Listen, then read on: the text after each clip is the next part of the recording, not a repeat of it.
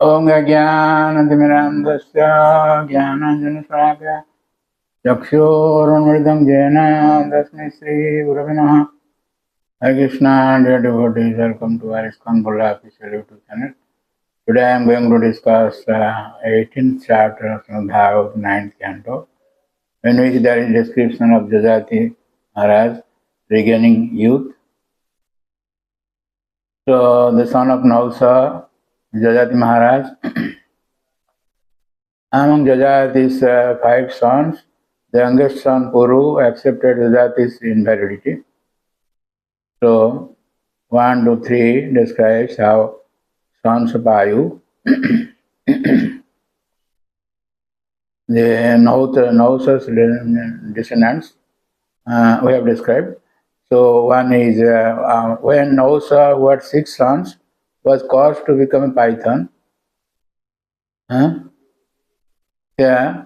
So because Nausa, the father of Jajati, molested Indra's wife Sachi, who then complained to Agastya and other Brahmanas. These saintly Brahmanas caused Nausa to fall down from the heavenly planets and be degraded to the status of a python. Consequently, Jajati became the king.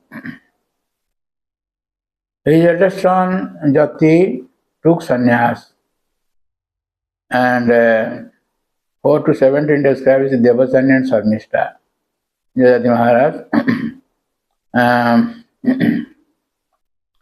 Jajati was enthroned as king. By providence, Jajati married the daughter of Sukracharya. Sukracharya was a Brahmana and Jajati a Kshatriya. But Jajati married her nonetheless. This question was asked. This is Pratiloma marriage. So how Jajati Maharaj, being a Kshatriya, married a Brahman girl? So anyway, Sukracharya's daughter named Devajani had a girlfriend named Sarmishta, who was the daughter of Vrishaparma, the king of demons, Asuras. King Jajati married Sarmishta also. The history of this marriage is as follows. Once Sarmishta was sporting in the water with thousands of her girlfriends, and Devajani was also there. When the young girls saw Lord Shiva seated on his bull with Uma, they immediately dressed themselves. But Sarmishta mistakenly put on Devajani's clothes. Devajani, being very angry, rebuked Sarmishta, who also became very angry and responded by rebuking Devajani and throwing her into a well. So 18 to 23, 6 verses describes Jajati saved Devajani. By chance, King Jajati came to that well to drink water, and he found Devajani and rescued her. Thus Devajani accepted Maharaj Jajati as her husband. Thereafter, Devajani, crying loudly, told her father about Sarmishta's behavior. Sorry. When hearing of this incident, Sukracharya was very angry and wanted to chastise Vrishabharma. So, 24 to 29, 6 verses describe Devajani asked Sarmishta for maid servant. Sarmishta's father, Vrishabharma, however, satisfied Sukracharya by offering Sarmishta as Devajani's maid servant. The Sarmishta, as the maid servant of Devajani, also went to the house of Devajani's husband, Jajati. So, 30 to 33 describes how Jajati had other 5 sons. Jajati had 5 sons, total 5 sons. When Sarmishta found her friend Devajani with a son, she also desired to have a son. Therefore, at the proper time for conception, she also requested Maharaj Jajati for sex. So in this way, she also bore 2 sons. Jadum cha turvasum chaiva Devajani Bajayata Duhu Anyu cha Purum cha Sarmishta Varsa Parvani. That is, Devajani gave birth to Jadu and Turvasu, and Sarmishta gave birth to Druhu, Anu and Puru. When Sarmishta became pregnant also, Devajani was very envious. In great anger, she immediately left for her father's house and told her father everything. Actually, it so happened that it was told to Jajati Maharaj that he shouldn't associate with Sarmishta in any way. That was the condition of marrying Devajani. But by providence it so happened. So when Devajani knew this, so she became angry and she went to her father's house, that's Sukracharya. Sukracharya is not an ordinary person. He is an opulence of the Lord, stated in Bhagavad Gita 10th chapter. Kavina Musana Kavi.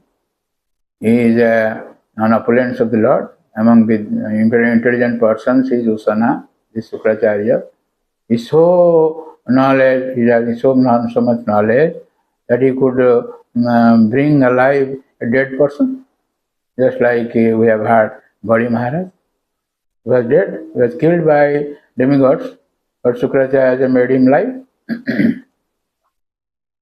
So Sukracharya again became angry and caused Maharaj Jajati to become old, but when Jajati begged Sukracharya to be merciful to him, Sukracharya gave him the benediction that he could transfer his old age and inherit it to some young man. So Jajati came and requested all his sons, 5 sons. But Jadu, starting from Jadu, all other denied. Only Puru, the youngest son, accepted. Jajati exchanged his old age for the youth of his youngest son Puru, in which dynasty comes these Pandavas and Kauravas. It is stated in 44, Puru not only gave his youth, but also gave a very famous statement that is there in Srimad Bhagavatam, the 9th canto, 18th chapter, 44 verse. Uttama Chintitam Kurjat, Raktakarit Madhyama, Adama Asradhya Kurjat, Akartu Charitam Pitu.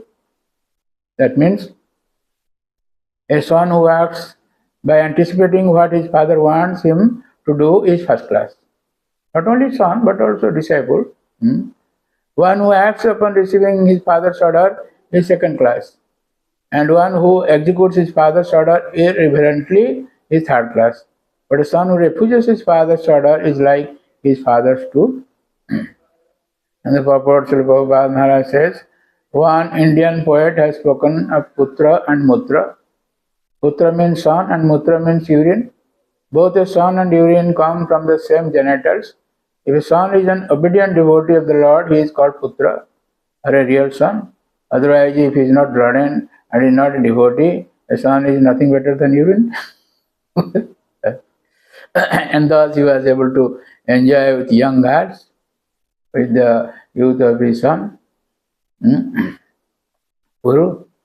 Then 46 to 51, 6 verses describe Jajati's rule.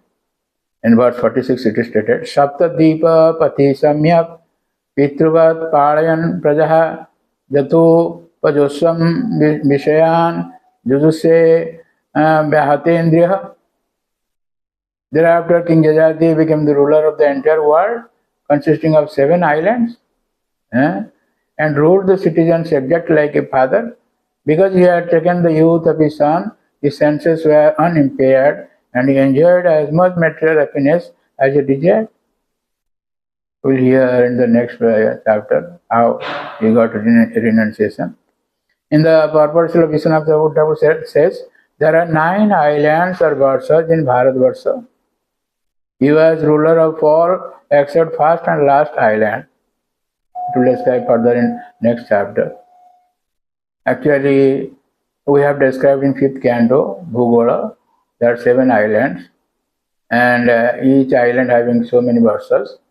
So we are residing in Jambu Island, in which there are 9 verses, among which this is Bharatvarsha.